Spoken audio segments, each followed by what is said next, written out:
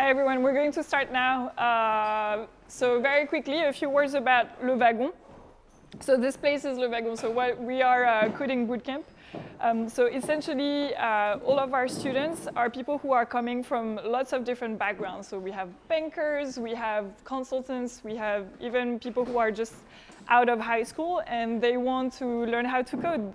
They either want to change their lives or do something that is going to be passionate for them. So we teach them within 9 weeks how to code as full stack developers. So they essentially learn Ruby on Rails, JavaScript, HTML, and CSS.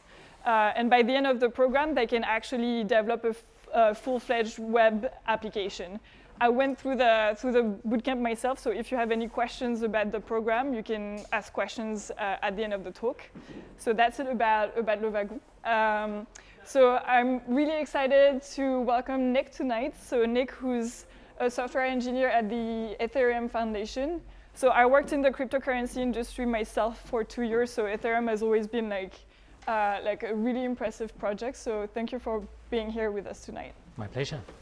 So I don't know what's the level of knowledge of the audience around cryptocurrencies and Ethereum. So I'm going to just think that you guys don't know much. So sorry if I'm boring a few people, but after like 25 minutes, you'll be able to ask your own questions.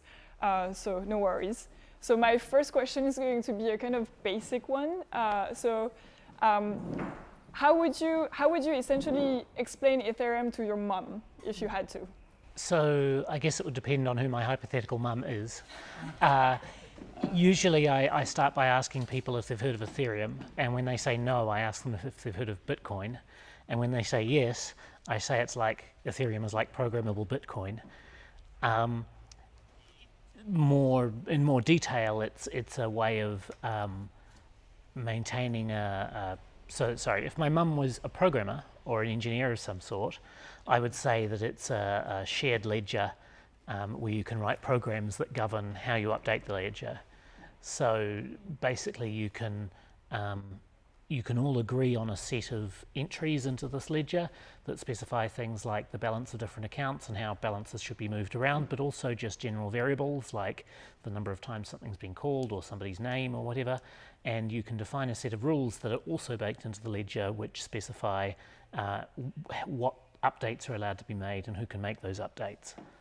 And the crucial, insightful thing about blockchains like Ethereum is that they're structured in such a way that you can rely on those promises to be true, and you can actually verify that all the other nodes acted correctly and maintained those promises independently of anyone else. You don't have a single trusted party anywhere. So the holy grail of decentralization. Yeah. So am I right when I assume that what we call smart contracts is essentially something that is enabled by Ethereum? So Ethereum allows you to create smart contracts on top of it. And smart contracts is a terrible name, and most of us wish it had never been coined, but that's what everybody calls it now. Effectively, they're just bits of code that run on a ledger that that everyone can see and that everyone can verify run correctly.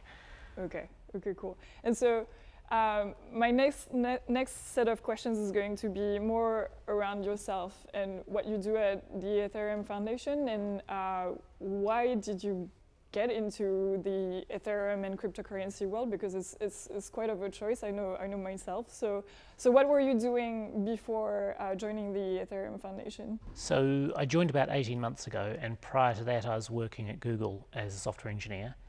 I got contacted by a recruiter for a financial company, and they said, do you want to come work for us on Ethereum? And I went, no, I really don't want to, but this Ethereum thing seems interesting, and started looking at it and playing with it and wrote some code, and next thing I know I'm getting a call from Jeff Wilk, the head of the Go team at the foundation, saying, would you like to interview for a role on the Go team? And by that point I was already well and truly hooked. And so the idea of turning it from a thing I found interesting, when I wasn't at work, into my full-time job was pretty appealing, and I don't regret it yet, so I guess it was a good choice.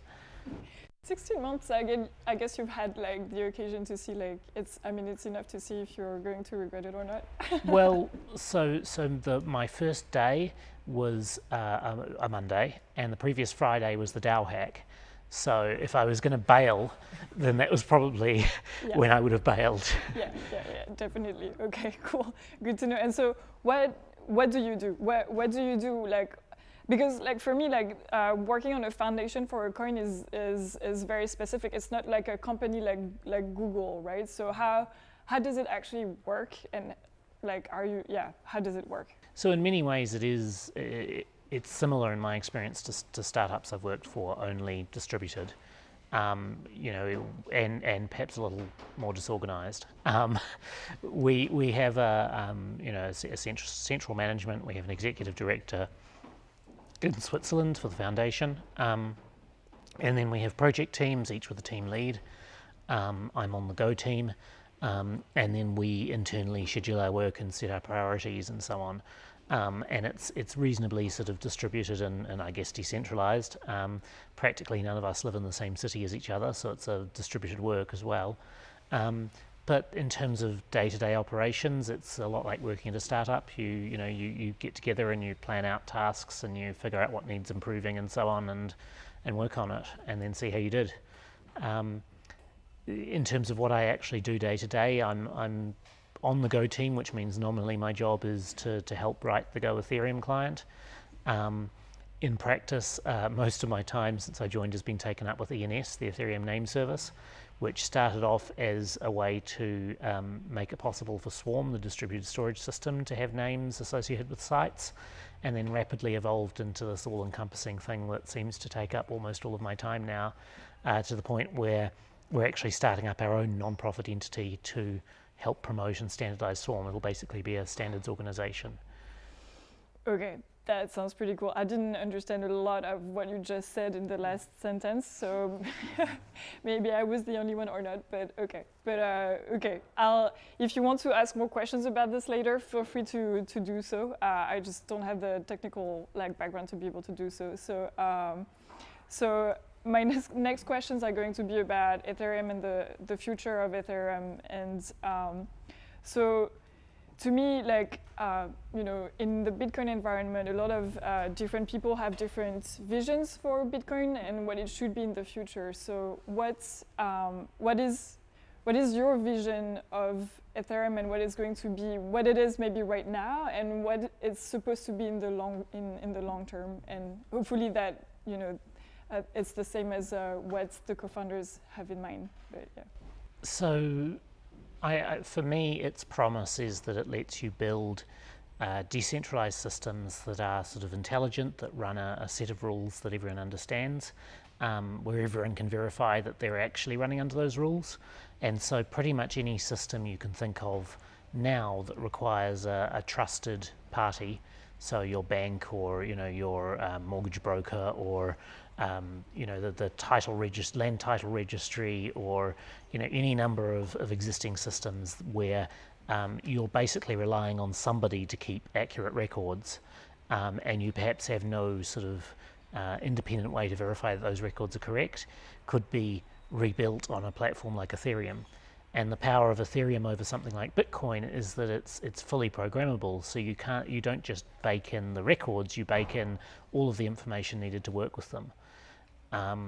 So basically I see it as one of the foundation layers of the next generation of the internet. I think a lot of future technologies are going to be built on, if not Ethereum, then its successor or an improved version of it. I'm always cautious that maybe we'll be the Betamax of the future, and some VHS is out there that's going to, beat our pants off. But I think something like it is going to be, an important part of the next generation of the internet. So the future world of Ethereum is if I go very, very far in the future, is like a world where there are basically zero intermediaries. I think that would be the vision. I think the reality is that there'll always be intermediaries, okay. But I think that systems like Ethereum can help eliminate them in areas where they're not necessary any longer, especially situations where the main purpose they served was to reduce communication costs and to solve the problem of somebody has to be trusted with the books, so we may as well give it to this guy, you know. Yeah, okay, definitely. And so in terms of applications that are up and running today in the Ethereum ecosystem, which ones are the ones that are like the most successful or most interesting to you personally? So obviously I'm a bit biased, but I quite like the Ethereum name service. We launched on May the 4th, and we've currently got about 70 or 80,000 registered names, which makes us, if we were an internet top-level domain, and DNS would be about the 25th largest, so we're doing pretty well in that regard. Aside from that, there's systems like EtherDelta, which is a decentralized token exchange. District.OX is a larger project, and they're launching smaller, things off the they launch what they call districts. Okay. One of their first ones, in fact, is for trading Ethereum ENS names. One that I've been playing around with lately is Aragon. And their goal basically is to permit company management on the blockchain. And this is a really excellent example of the sort of thing it can permit, because companies are already required to keep books. They have to keep things like records of directors and shareholders and who has how many shares, and they have to record all their resolutions and the changes to their articles of association and so on, which all sounds dry as dust, and usually it is. But Aragon lets you actually manage all that on the blockchain so that everyone can verify exactly who the members are, exactly who has what shares, and exactly what the rules are, and they can even propose changes to the rules. And then the system itself says, okay, your change will require a 2/3 majority, and you could propose a change to that rule. So you could say, no, I want it to only require 50% majority, and you can actually run a company, in a sort of a decentralized fashion. Colony is sort of tackling the opposite end of that, so that's the plumbing, and Colony does the porcelain, and they're helping build a platform that makes it easy for freelancers and contractors and consultants to get together and take on larger projects than any of them could take individually. So with that, you can form a group, you can get complementary skills, you can agree on a task, and then hand out shares to the people who worked on it as shares of the reward for doing the job. So admittedly, though, the projects I name are pretty much just the ones that I've read about most recently. There's countless other ones that have slipped my mind. Yeah, no, for sure. And are there any projects that are around how to make, for example, public finance more transparent or things like this? It's a good question. I haven't seen a lot around that. Because, it's just you mentioning Aragorn, it really makes me think of this, especially right now with all the scandals and etc. So that would be pretty useful. I think it's an excellent idea. I think the main barrier would be that there's only one person. Yes, exactly. There's only one group that controls that, and you've got to convince them specifically to adopt it. So it would probably be an uphill battle, but if we could do it, then that would be pretty amazing, yeah. I mean, I guess, on the other hand, a lot of that information is theoretically available to us under freedom of information type provisions, and it would just be a matter of extracting it and providing it to the blockchain so it can be used by others. And maybe if you become enough of a pain in their ass that you're constantly doing that, they'll be like, fine, it would be easier if we just put it there in the first place, wouldn't it? Yeah, okay. Well, okay, we'll dream about it and then we'll see. My last question will be around, and then I'll open the questions, will be around ICOs. So obviously, a few years ago, Ethereum did its own, I think the Ethereum Foundation called it a crowd sale at the time, or a pre-sale actually. And the Ethereum Foundation raised something at the time, $19 million, which was, I don't know how many Bitcoins, I don't remember that. And today we're seeing a lot of ICOs just popping out everywhere and every day. Some of them are totally legit, some of them are not that legit. So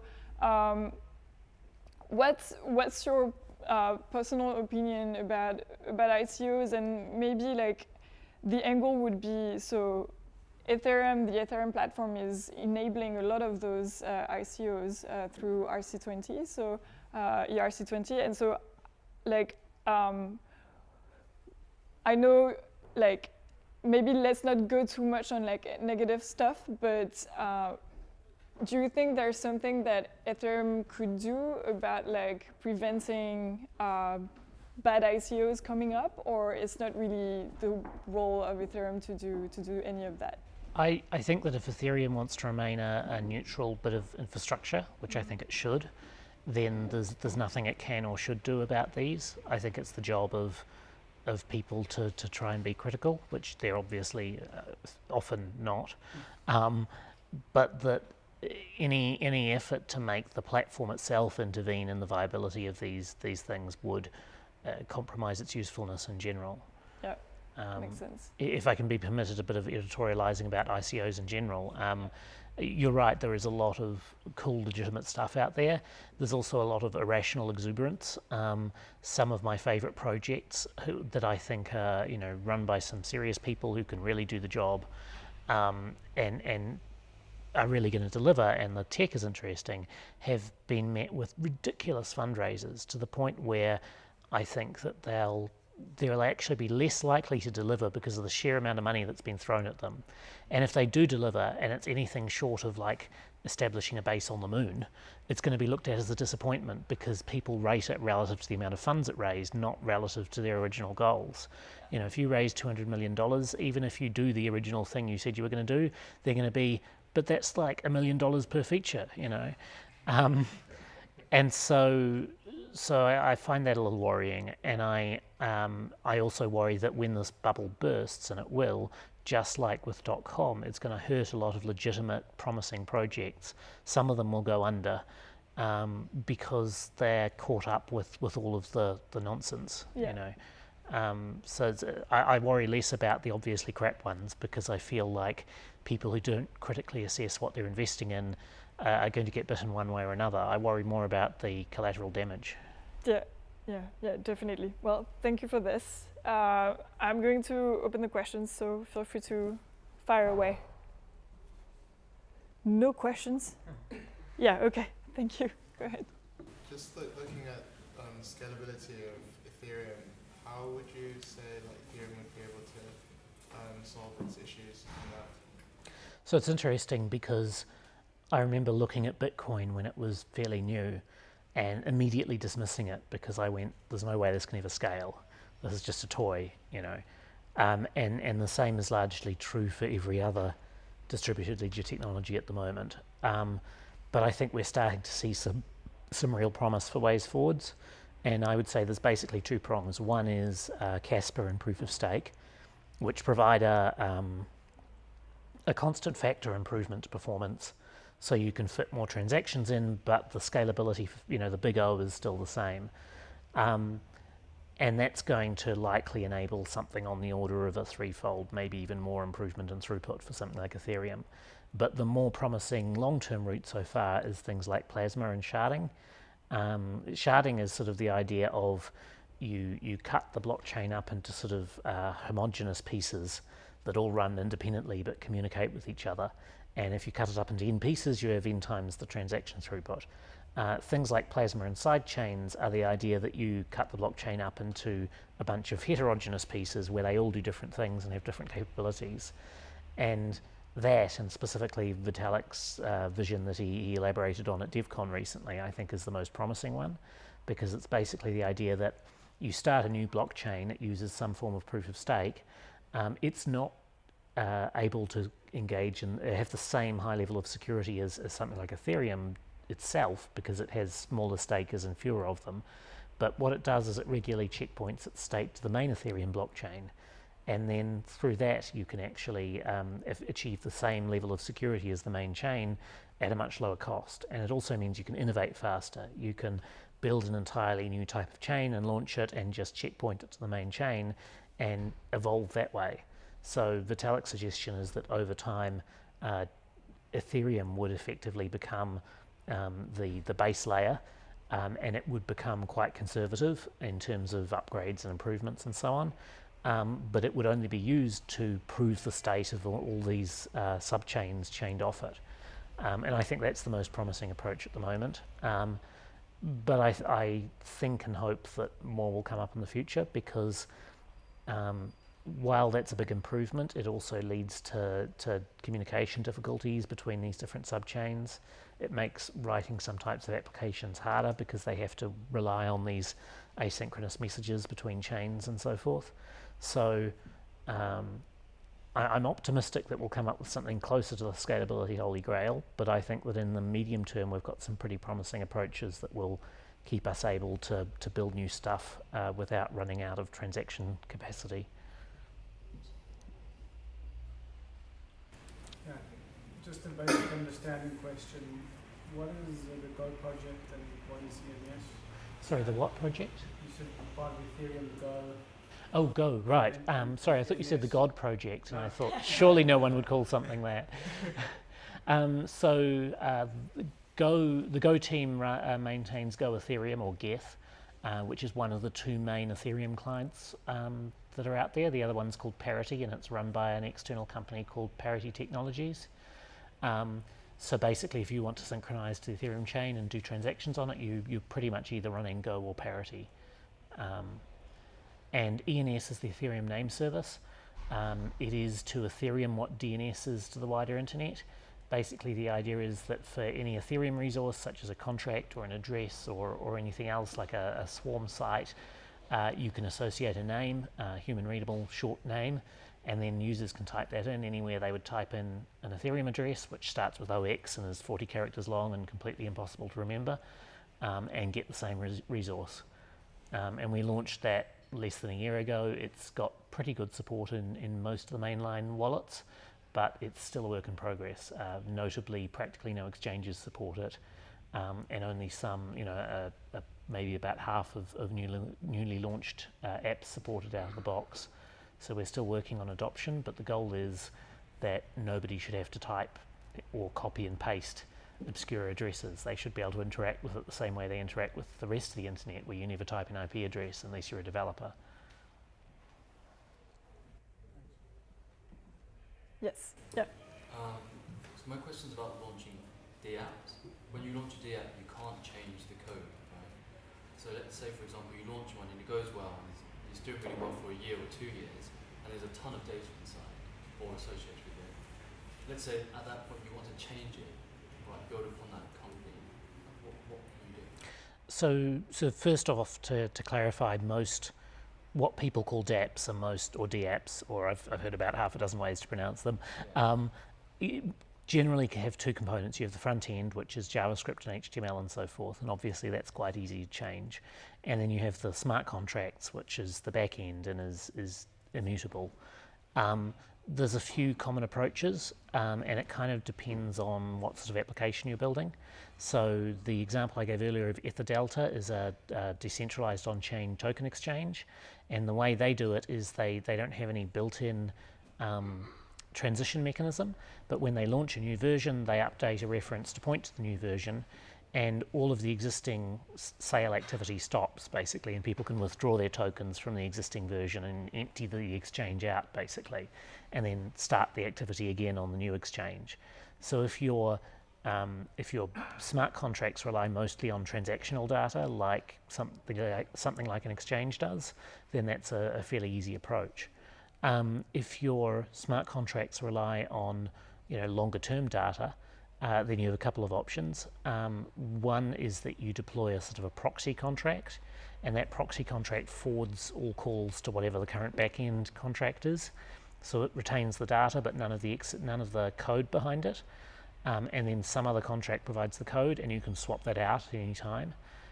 One of the issues with that is that it doesn't provide your users with nearly so strong guarantees of what code they're interacting with, because at any time you could swap out the code for something that just steals all their money, or whatever you prefer.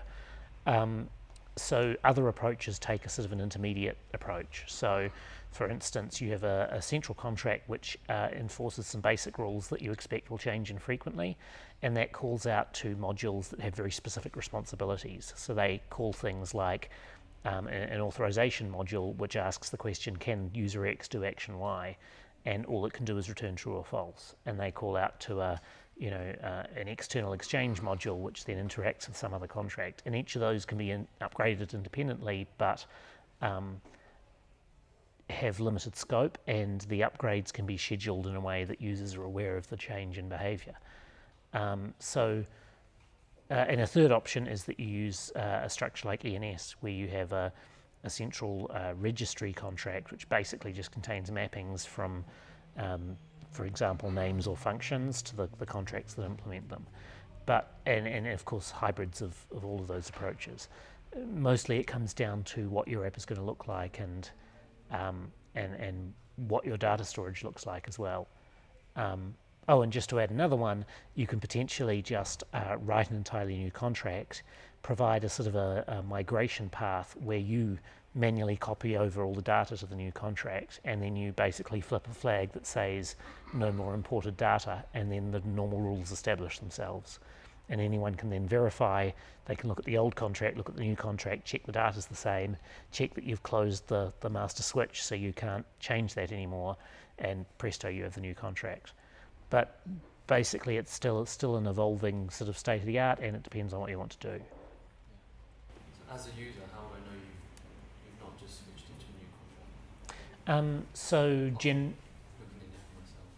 contract? Generally, when a lot of dApps don't provide good insight into this, in that you just go to a fancy web interface and then you're prompted with a pop-up box. This is one thing that ENS can help with by resolving that to a name, which tells you, it can say, this is my dApp.eth, and it was last updated 6 months ago, the mapping. But without that, what you can do is, when you go to make the transaction, it tells you what address you're making the transaction to. You can go look that up in the chain explorer like Etherscan and see the code, because any author of an app that they expect other people to interact with should have published the code there, so you can actually see what's going on. And hopefully they will have also published information on audits and so on, so you can see whether they had some serious looking people look over it and nod. And tell them that there weren't any obvious flaws. So I have one more question and then another one if we don't have more questions. My question is from a mainstream user perspective. Say I'm extremely excited about Ethereum. So what can I do to participate in the ecosystem, knowing that I'm not a software engineer? I'm not part of the Ethereum Foundation, and I don't work for a cryptocurrency company. How can I contribute to the ecosystem, and what can I do essentially? I guess the main thing to do is have a look around on places like the Ethereum Reddit and so on. Find apps that people are building that you're enthusiastic about. Look for ones that are opening up alphas and betas and so on, and participate, play around with them, find bugs, report those bugs with the clearest possible descriptions. Give feedback on things and suggestions and so forth. As with any sort of alpha software, one of the biggest barriers is actually finding enough users who are actually in your target market and who are actually those rare users who give useful feedback. So that would probably be the number one thing you could do. Okay, cool. Oh, number two thing you can do is tell other people about Ethereum and how cool it is. Okay. So I'll have to find a good way to describe it to my mom, actually, she's an engineer but not a software engineer. So I'll find one. Yes. Just a question about how does the supply schedule of Ether work? So Ether was, when it was launched, had a pre-mine of basically tokens for all the people that contributed to the crowd sale. Since then, it's had a reward of 5 Ether per block for miners, with a smaller reward if you mine a block and then it doesn't make it onto the main chain, what we call uncles. So it works out to a little bit over 5 Ether per block in the long run. As of Byzantium, which was, about less than a month ago, the reward for miners was reduced from 5 Ether to 3 Ether, based on the premise, for two reasons. One was that with the price of Ether escalating a lot since that figure was originally set, the amount that was being effectively dispersed to miners was more than enough to effectively secure the chain. And the reason that we could demonstrate that was because before Byzantium there was what was called the Ice Age, which was a built-in limit that basically slowed Ethereum down more and more to effectively force us to upgrade the network. And so that had resulted in the effective reward going from 5 Ether a block down to 3 Ether a block, and still having plenty of miners and a very high level of security. So it was reduced at that point. There's no plans to set a cap on total Ether. When Casper comes in, that will likely reduce the issuance further, because Casper requires lower sort of payouts to stakers than the current rewards. Basically, you just need to offer enough that the effective interest rate is worth the effort of pledging. But there's no attempt to sort of reduce that on a time scale like Bitcoin does. And there's good reasons for that. There was a paper published a few years back about selfish mining, and it's called The Stability of Bitcoin Under Negligible Block Rewards, I think is the full title. And it demonstrates that when the block rewards get a lot smaller than the transaction value, miners are actually incentivized to ignore blocks from other miners in the hope of mining those transactions themselves. So effectively every miner ends up maintaining its own chain with just the stuff it did, and then you have these massive reorgs occurring on an ongoing basis because nobody's prepared to give up on the opportunity to mine those transactions themselves. And nobody's proposed a great solution to that yet, except to keep block rewards above the level of transaction rewards, or at least at the level where sacrificing them is a real cost. You had a question, yes? A non-technical question would be, having previously worked on a very large firm, Google, and then come to Ethereum where it's going to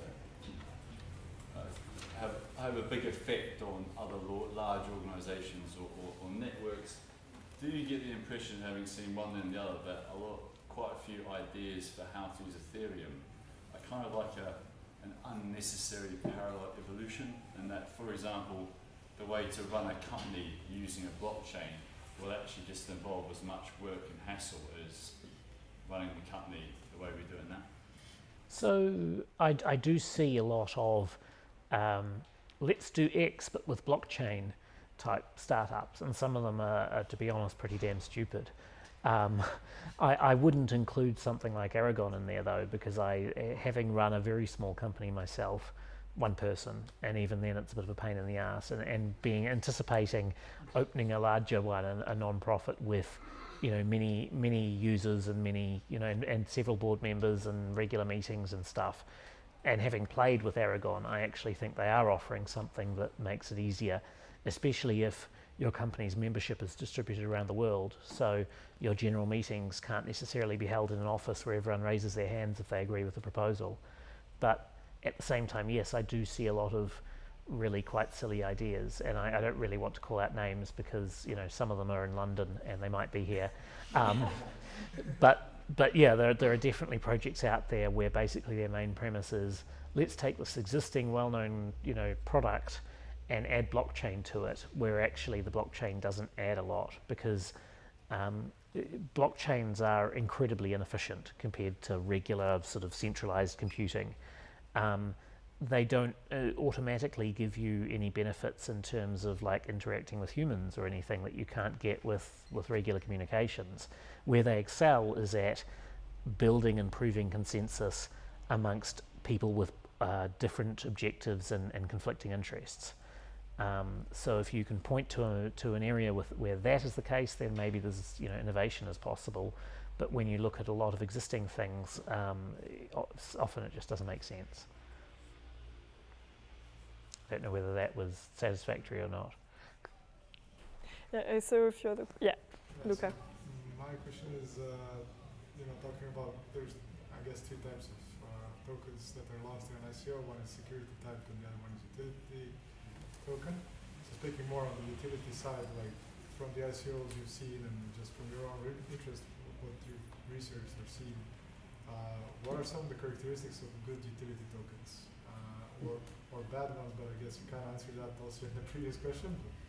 So, as background for anyone who might not be familiar, you can broadly divide tokens up into whether they're a utility token, which means they're sort of necessary for the functioning of the platform, or whether they're a security token, in which case they're basically an investment. And a lot of, pretty much every ICO so far has tried to at least pretend that their tokens are utility tokens, because that means they can, hopefully, fingers crossed, not, come to the attention of the SEC and other equivalent regulators and, be sent to jail. I think relatively few of the ICOs I've actually seen really are utility tokens, and I think the critical criteria there is, could you replace this token with Ether? And if you did so, would you lose any significant usefulness or value? So I think if you look at systems like Gnosis and Augur, they actually have a legitimate case for a utility token, because they require voting on on decisions and so forth. And in order for that to make sense, they kind of have to have a constrained supply, because if their supply was effectively unlimited, as Ether is relative to any individual application to all intents and purposes, you could have whales just storming in at the last minute and completely throwing your results. You would have no way of determining like how solid your consensus was, and therefore it kind of makes sense to have utility token, and it even makes sense for it to be publicly traded, because then the price can adjust according to how much people want to acquire of this in order to do it. But other ICOs, even some I really like, the utility token is kind of wedged in there. It's the case that you could just rip it out and replace it with Ether, and the system would not only operate no worse, it might actually operate better, because it would be one less action the users had to take in order to buy it. So yeah, that's my gold test, is just or my litmus test is just check whether I could swap it for Ether, and would it be any different. Just seeing if no questions. Question in the back. Hi. You made a comparison earlier between the crypto bubble and the dot-com bubble. Yes. Do you think that similarly to the dot-com bubble, out of the bubble popping, there will be the emergence of 3 or 4 main contenders, and if so, who are they and why? That's a really interesting thought. I hadn't thought about it in that way. And as a result, I'm going to say I don't know. I would say first, I would first off want to say that crypto, the apps people are building are very diverse, and therefore it may not make sense for there to be just 3 or 4, but you could probably say the same about Silicon Valley, pre-bubble, or pre-pop. I don't know. I suspect that you're right in some ways. There will be a few big companies, but I think that won't necessarily be the result of a bubble popping. I think it may just be because there's always a power distribution. Some of the companies, and I can already see some of them like Consensus, who are finger in every pie, are going to be the juggernauts, and that the bubble popping, if anything, just clears out a lot of the smaller companies that might otherwise make it harder to see who the players are. Yes, sure. Earlier on you talked about like negligible fees for blockchain miners, and I've been looking at a different alternative to blockchain. I'm familiar with Tangle, with IOTA. Just wanted to know like your perception on like the future of blockchain and how a sort of system without any miners and blockchain would benefit humanity. So my opinions on IOTA are kind. In fact, I wrote a Medium article a while ago called "Why I Find IOTA Deeply Alarming," which attracted a lot of attention, both positive and negative. In terms of what you're talking about, the issue I see with IOTA is I don't think it has a clearly argued security model. So the security model of Bitcoin and Ethereum is what we call Nakamoto consensus, and it basically effectively proves that if no one person controls more than 51% of the, or more than 50% of the hash power, although recently with Bitcoin that's been revised down due to things like selfish mining, then they cannot rewrite history. And that exists because the system uses mining with proof of work, and because the difficulty of that mining adjusts in order to maintain a constant block time. And the result of that is that as power gets added to the network, it evens out to the same sort of net issuance rate. And because there is actual issuance which provides people a financial incentive to mine. The issue with something with IOTA, which has the idea that every transaction just has a small bit of sort of fixed proof of work attached, is that there's no feedback loop there. So there's nothing that says that the total amount of work put in by all the people transacting on IOTA must exceed an attacker's compute power. Because unlike the incentivized systems of Bitcoin and Ethereum, there's nothing that encourages people to put in more work on the legitimate side of things. So its security depends on how much work the legitimate users are willing to put in and how many legitimate transactions there are. And I think it's entirely plausible that a large attacker could, hire a couple of hundred GPUs and therefore have more hash power than every IoT device out there.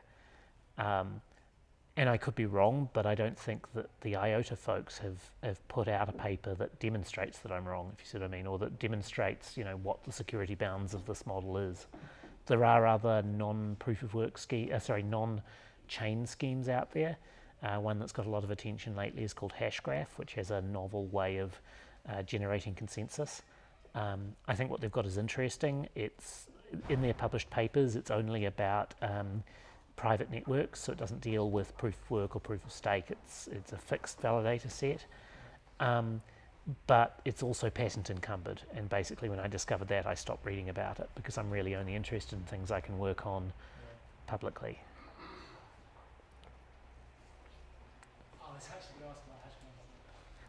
Cool. Yeah. Are you aware of any ICOs that have real-world use cases that have impacted like the average person's life? You mean that have already sort of acted on those, or that are promising? No, not really. I mean, there's ICOs like Status and so on that already have products out there that you can use, but unless you count the average person as being somebody like me who's deeply involved in cryptocurrency, then probably not. I guess the closest I would see is there was that system in Germany that lets you charge your electric car with blockchain credits. So you're getting a little closer to the average person there. There's various sort of flying under the radar efforts to use blockchain for tracing of provenance and so forth. So you can tell that your bottle of wine really came from this winery and when it was made, and that it's a legitimate and not a knockoff and so on. But I'm not sure how far to launch any of those are. The advantage of the provenance thing, if you're ever interested in building like the simplest, highest impact blockchain app, is that they are ridiculously simple to build, but can actually cryptographically prove, that something really comes from where it says it comes from, which I think is pretty neat. IBM tried to do something with cannabis in the US. Did they? Last week, yeah. I didn't see that one. Seeds to, I can't remember what it was, Okay. There's a similar to the one you mentioned, I've completely forgotten the name, to do with running inside of a company.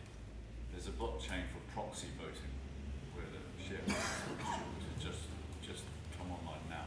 Yes, and I think probably the ways that blockchain will impact average people's lives first will be invisible ways, a lot like that. So for instance, banks are very excited about adopting closed blockchains, what we call consortium chains, for interbank clearance and so on, because it provides them with a way to do clearance without having to trust any one individual bank to be clearing transactions accurately.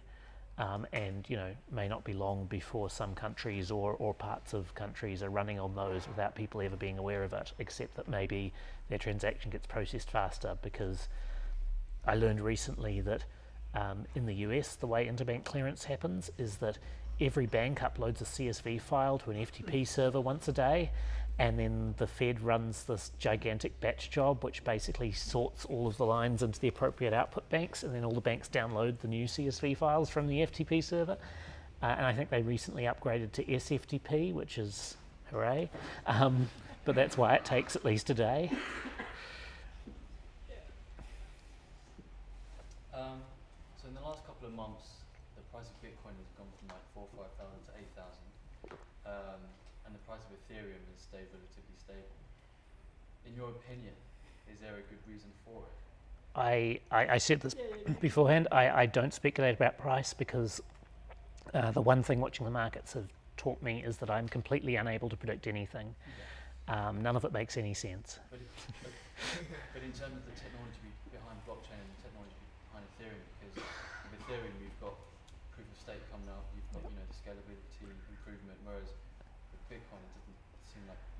Yes, it is a source of frustration and confusion to me that we keep building cool stuff and nobody seems to care, and Bitcoin keeps fighting with itself and tripping over and always seems to stumble upwards. That's all I know. It's always tricky to like say anything about cryptocurrency prices in any case. Yeah, every time I think I know what's going to happen, I'm proven wrong. So the one thing I do know is that the first time I went on holiday after I joined Ethereum, the price more than tripled. So if you want to pay me to go on holiday, I'm delighted. Definitely. I have one question. So if say I'm a recent graduate from Le Wagon, I just learned how to code, so I'm a total newbie. I have some basics of coding, so I could get a junior developer role somewhere or an intern developer role. But I'm very interested in cryptocurrencies, but obviously I'm not a software engineer. What should I do to get up to speed at some point to be able to work in that industry? What programming languages should I be interested in learning? So what would be your advice for our crowd here? So good front-end experience will always stand you in good stead, because a lot of, many if not most dApps that people are building now, basically the only back-end they have is the blockchain. So they have a lot of front-end code that does a lot of heavy lifting. On the back end, Solidity is pretty much the language du jour for writing smart contracts at the moment. There are other languages that compile to the EVM, the Ethereum virtual machine, but Solidity has definitely got the best tooling and the largest user base, and therefore the best documentation and support and so on. In terms of how to learn that, there are a few good tutorials online. I mean, basically just searching for Solidity tutorial. The official docs themselves have some pretty good introductory stuff. And of course there are short courses galore and so on that you can go on to learn the basics. The main thing I'd say is that you're not just learning a language, you're also having to learn what the fundamental premises of the blockchain environment are. There are things that are different, like for instance, you can run code to read from the blockchain, so it can fetch a bunch of data and do an arbitrary amount of computation on it and return it to your app instantly and for free, well, more or less instantly. But if you want to change something on the blockchain, then you have to submit a transaction. You have to pay gas fees, which means it costs Ether, and it takes until your transaction is mined. So everything you do is basically split into either a read, which is quick and fast and quick and free, or a write, which is slow and expensive. So you end up with a completely different way, or two different ways of interacting with the blockchain. And then there are gotchas in terms of how you have to write your app to protect against various types of attack, and a lot of it's very sort of game theoretic, where previously you just had to write some code and make sure nobody could DOS it. Now you have to worry about what if the miner has an incentive to reorder my transactions and so on. So when you're learning it, start by writing something fairly basic and give it a go, and it's a really fun experience, like launching some code on the blockchain and then giving it to people and saying, look, you can interact with this now, and it's going to follow those rules, and you can build whatever it is you want, and it just works. It's exciting. Yeah. Awesome. Thank you for the advice. Any other questions? Okay. Awesome. Thank you so much.